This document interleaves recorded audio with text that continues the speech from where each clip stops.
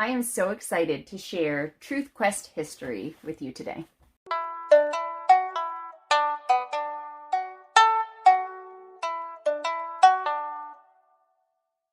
The one that I have is American History for Young Students 2, 1800 to 1865. This is for grades 1 through 5. It's by Michelle Miller Howard, and it is Kathy Duffy's top picks, and I can see why. We've been doing it for a little while now. We started it partway through the year, but my boys love it already. I love it. I was already doing living books for history, and so this just gave me more structure on following the timeline, and it gave me all these great recommendations. And then as we're going along too, at the top of each section, she gives a little paragraph of an overview for that section. So that's been really good too, because some things I don't necessarily want to dig into deeper, but it would be good to just, kind of throw it out there so they have an idea of that time in history or what was going on right then. It's very biblically based and Christian. She doesn't just talk about dates and names. She talks also about what people were thinking and what their spirituality was and how that impacted history, how it impacted their decisions that they were making. And some of the questions really probe deeper into all of that, deeper into the spirituality behind it. So the books so far that I've asked the library for, they've been able to get through interlibrary loan, which is great. And we love doing the read alouds. That's been my preferred method of history so far. I have a kindergartner, second grader, and third grader, and all of them enjoy listening. Then I also purchased their PDF downloads. This goes along with each one. They have their own separate ones. It tells you exactly what section you're working on. They've got binder builder pages, memory cards, timeline cards, maps, notebooking pages, all kinds of report pages that are blank so you can print them out. So even though it says grades 1 through 5, you really could do it with an older student too. And her book recommendations go all the way up through. So they're not necessarily the age child that it's for. It's like the reading level that they would be at, and it goes all the way up through to adult reading level. So if you had an older child, you could assign them a separate book and have them still participate with some of the notebooking pages and things like that too. So it would work really good as a family curriculum. She has other years that she does. It goes all the way back to ancient history and then comes all the way up to modern day. And we've really enjoyed it. All right, let's take a look inside. TruthQuest History, American History for Young Students, Book 2, 1800 to 1865, by Michelle Miller Howard. Book 1 goes from exploration to 1800, then Book 2 is 1800 to 1865, and Book 3 is 1865 to 2000. Those are all geared for grades 1 through 5, and they run about $30 to $35 for this printed book, but you can get it as a PDF for a little bit less. In here, she starts out with a note for dads and moms about her mindset behind history, why this is different than usual history, and why it's not boring. Here's the table of contents. You'll see that there are subjects that are broken up by number and then subcategories underneath those. There are 49 different sections.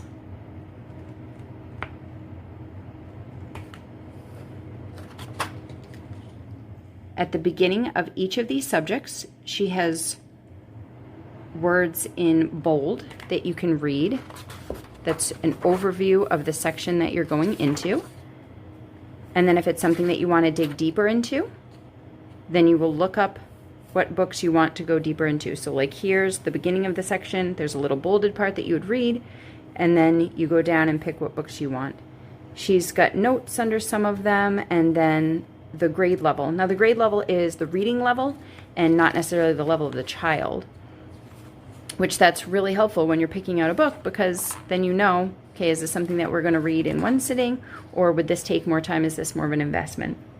Here, we're in science and industry right now, so I read this bolded part to the kids, and then I looked through the different books in the subcategories of General Overview, Nathaniel Bowditch, Samuel Colt, John Deere, Robert Fulton, Elias Howe, Cyrus McCormick,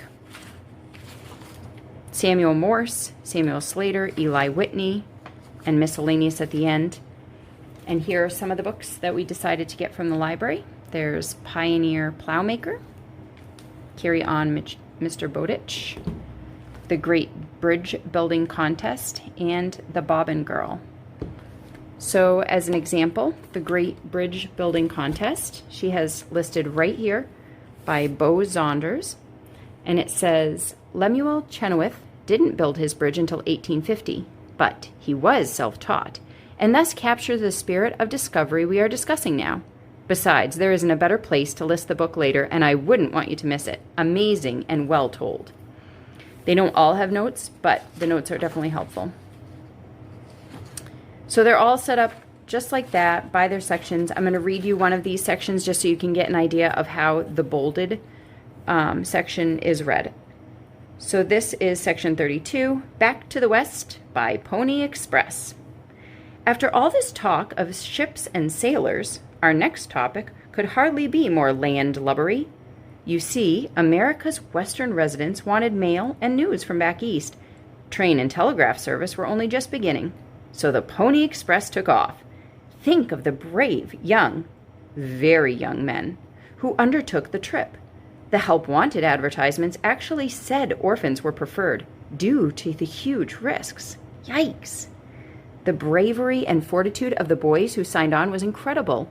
It shows you something of American daring and confidence.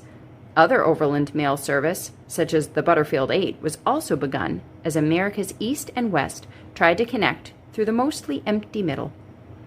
So you can see how just reading that could be enough for certain sections, but it also might pique your interest or your kids' interest. They start asking questions, and then you can look down through the list and see if there's other books that you want to supplement that specific section.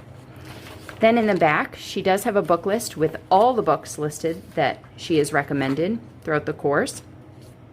This is the only thing that I would have changed about it, is that it doesn't have the page numbers to correspond to the section that you're in. So if I took this book list with me and found these books, I wouldn't know where they would go. I mean, some of them you can guess and you can look it up, but it would have been a little easier to have the page numbers. So as I go forward, I'm just jotting the page numbers in so that when I get them from the library, it's quick for me to go back and see exactly what section they go in.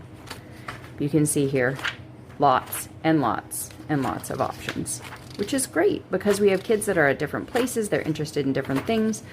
It might be difficult to get a certain book, so this way you've got lots of options in each section, and you can find one that your family will enjoy.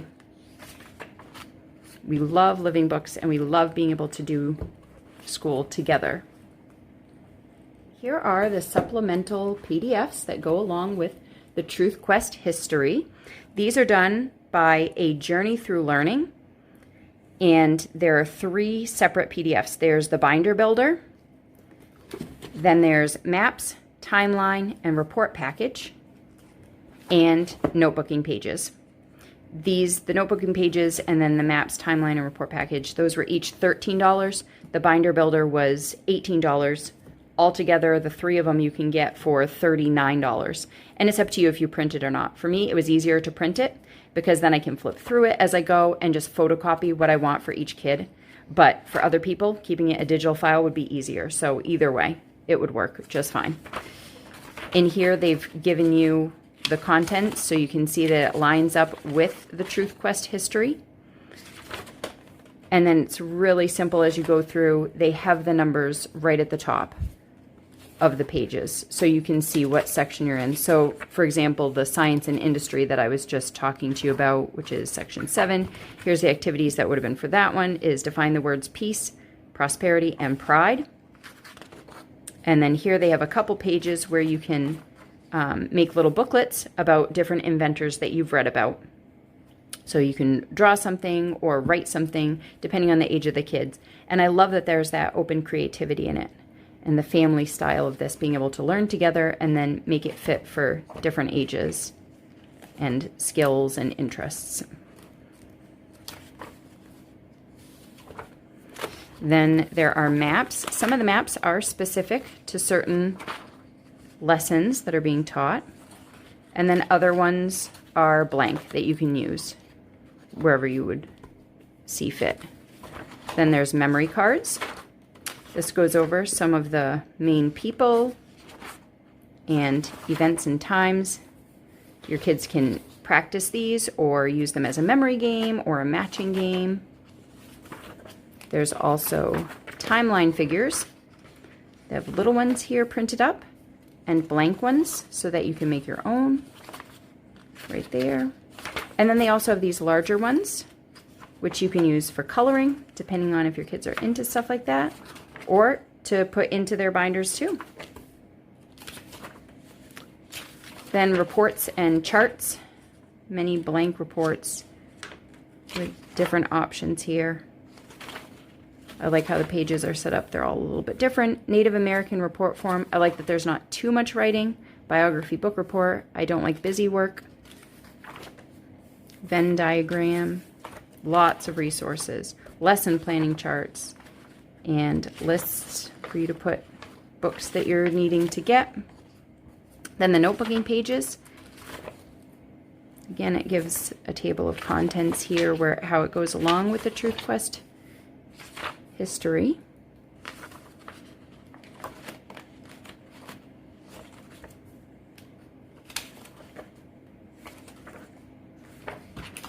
And my boys have really enjoyed doing the binder builder.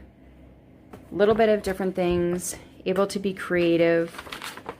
You can see here drawing buildings or defining some terms. For Industrial Revolution, they designed their own factory. So that's been a lot of fun to do together. And just remember that real life is messy and beautiful, and better with books.